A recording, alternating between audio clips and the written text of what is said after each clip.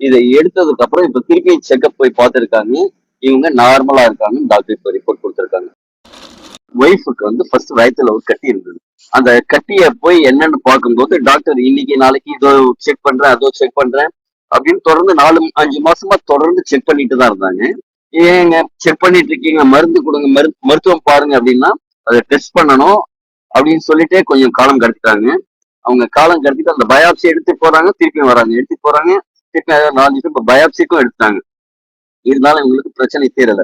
அதுக்கப்புறம் ஒரு கட்டத்துல ஆபரேஷன் பண்ணி முடிச்சிடலாம் அப்படின்ட்டு ஆபரேஷன் பண்ணும்போது கடைசியா சொல்றாங்க, இல்ல ஒரு கட்டி இல்ல 2 கட்டி இருக்கு அப்படிங்கிறாங்க.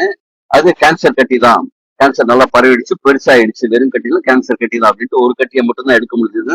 இன்னொரு கட்டியை எடுக்க முடியல. காரணம் என்னன்னா அது கிட்னியோட வெளியில வர அந்த கனெக்ஷன்ஸ்ல போய் பரவி இருக்கு, அதுல புடிச்சிட்டு இருக்கு. அதனால கட் பண்ணா கிட்னியோட ஃபங்க்ஷன் எல்லாமே பாதிக்குங்கிறதுனால அதை எடுக்கல. இப்ப உங்களுக்கு ரேடியோ தெரப்பி தான் கொடுக்கணும்ட்டு கொஞ்சம் அந்த முடிச்சதுக்கு அப்புறம் திருப்பி கொஞ்ச நேரம் கழிச்சு ரேடியோ தெரப்பி கொடுக்க ஆரம்பிக்கிறாங்க. ரேடியோ தெரப்பில அவங்களுக்கு பெருசா முன்னேற்றம் இல்லை. 72 கிலோ இருந்தவங்க 55 கிலோ ஆயிடுறாங்க. இப்ப அதுல முன்னேற்றம் இல்லைங்கும் போது அடுத்த கட்டமா அவங்க என்ன செய்யறாங்க அப்படின்னா கீமோ கொடுக்கலாம்னு பாக்குறாங்க. கீமோ கொடுக்க ஆரம்பிச்சதுக்கு அப்புறம் இவங்களுக்கு சாப்பிட கூட முடியல, ரொம்ப டயர்ட் ஆயிடுறாங்க. அவங்களுக்கு அந்த கீமோவோட வேகத்தை தாங்க முடியாம ரொம்ப அன்கான்சியஸா கூட ஒரு நாள் ஆயிட்டாங்க.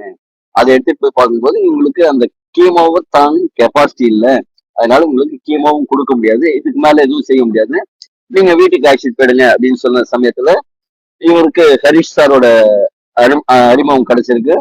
அந்த மீட்டிங் பார்த்தோன்னே இவருக்கு ஒரு நம்பிக்கை வந்து எடுக்க ஆரம்பிச்சிருக்காங்க. ஒரு பாக்கெட்டை 6 நாளைக்கு எடுக்க ஆரம்பிக்கும் போது ஃபர்ஸ்ட் பாக்கெட் எடுக்கும் போதே அவங்க உடல் அளவுல நல்ல முன்னேற்றம்.